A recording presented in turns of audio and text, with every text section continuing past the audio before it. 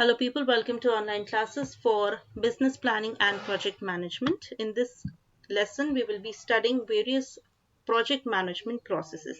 So, each of the project management process has a specific purpose through the entire project life cycle, and when done right, they guarantee the successful completion of the projects.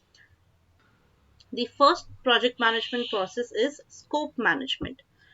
The scope refers to all the work required to complete a project, which is defined by a work breakdown structure, that is WBS, during the planning phase, that is the first phase of the project management process. So, in very simple terms, scope management consists in including all the activities and clarifying what would not be done. This is the base for scheduling, budgeting, and task management, which happens to be the next management process. So, task management process is the process which begins with careful planning. Once the work breakdown structure, that is the WBS, is constructed, one can know every task needed to complete a particular project. Then tasks can be assigned to team members. It is very important to understand the task dependencies so that tasks laid down in the order in which they need to be completed. That is, the sequence of the activities need to be laid down properly. The next is resource management. So this process consists in effectively identifying, acquiring, and allocating resources such as people, capital, equipment, and materials to complete the tasks and produce the deliverables, that is the tangible products. So once the project scope is defined, the resources that will be needed for each activity can be determined as and as the project progresses, the use of resources must be controlled in order to avoid further risk of unavailability of resources and contingencies. Next project management process is schedule management. Now, this schedule management process can be divided in three sub-processes, first being estimating, secondly scheduling, and lastly controlling. First, the estimate the time for each activity, milestone and deliverable. Then develop schedules based on those time estimates, and once the execution phase begins, monitor the project schedule regularly. Next project management process is risk management process, which identifies that what might happen to throw the project off the track and then define a response. So there is a contingency plan in place, right? So this is usually done on larger projects rather than the small. Although even for small teams, a short sync up with the team to identify potential problems and contingencies in the plan would be useful to safeguard against the unexpected and have plan of action in place. So that is risk management process. Next, project management process is quality management. So during the initiation phase, the stakeholders express their quality requirements for the project deliverables. That is, the clients express quality requirements for the project deliverables, as in the products that are expected to be produced from the project. So, based on that, the project managers develop a quality policy which defines the quality control procedures that will guarantee quality assurance.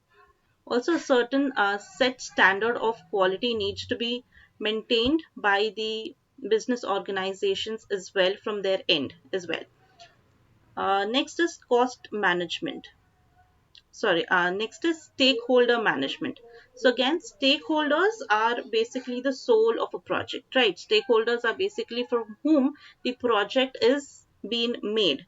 So by understanding their needs and frequently communicating with them throughout the project life cycle, their requirements can be uh, more easily met. The reason why uh, that there should be a frequent communication between the between the stakeholder and the business organizations, or basically the project manager, is understanding the requirements in order to ensure that the product or the deliverable meets the quality that has been set. And secondly, the project manager does not have to keep on continuously changing the deliverable according to the stakeholders requirements. So it is very essential to keep on communicating the stakeholders throughout the project life cycle. Then next we have cost management. This process is applied to every stage of the project life cycle. It involves cost estimation, estimating budgets, establishing budgets, and cost control. So, first we begin with estimating the costs associated with each task, and then create a budget to cover those expenses. Once the execution phase begins, monitor the costs of the project as it progresses. That is cost management process. Next is issue management. A risk is a problem affecting the project, and issue management is how problems are dealt with when they turn up on the project. So first is risk management, which deals with making contingency plans for uncertain events or uncertain things coming up.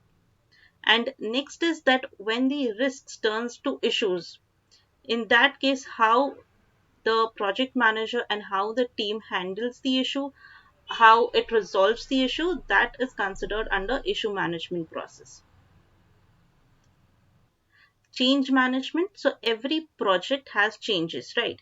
Sometimes that's because the objective wasn't defined particularly, or because the business strategy has changed and the project needs to be updated accordingly. There can also be changes with the client requirements, or due to the stakeholders requirements. So there can be many changes once the project starts, when the project initiates, right? So a change management plan must be made, which will include the project's change management procedures and forms as well. And lastly, we have procurement management. So many projects involve working with suppliers, and there is normally a process around how to engage and contract with them. So everyone knows what to expect and what they're going to get in return or in consideration. So that is procurement management process. So yes, students, these are the most common project management processes. However, teams can create in-house processes to deal with completing the project or handling the project, right? So again, this is not exhaustive list of project management process, rather it is inclusive, right? So you can certainly make changes under these processes. The key thing is avoiding here is to have enough project management processes that will work efficiently and effectively towards the success of the project, right? So that is the main objective. So yes, students, this was all about project management processes. I hope you've understood this lesson. If there's anything that you have not understood, or if there are any questions regarding this lesson, please let me know in the comment section below, or you can also let me know during the live classes. I'll be more than happy to help you with it. Thank you so much for watching this lesson. I really appreciate it. I will see you in the next class. Until then, take care and happy learning.